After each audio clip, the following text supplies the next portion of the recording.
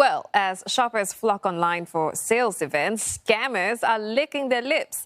A new survey by computer security firm McAfee has found that cybercrime is going up during the pandemic, and it's expected to come to a head this year's end during the traditional gifting season.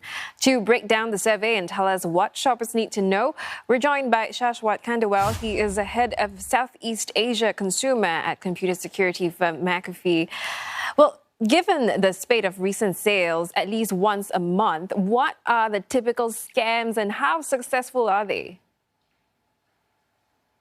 So one dominant theme that we found this year is that a lot of cyber criminals are targeting the pandemic.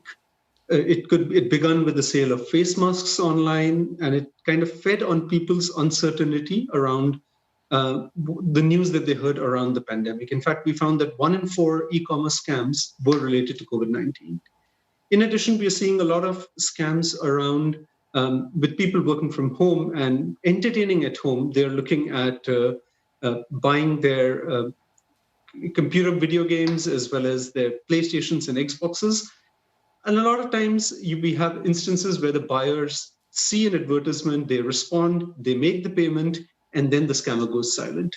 To the extent that almost $380,000 were lost to fraudulent sellers just this year on scams relating to these video games. And about 9 in 10 Singaporeans know there is a higher risk of scams now, but almost half of them don't plan to change their online shopping habits. So why is that?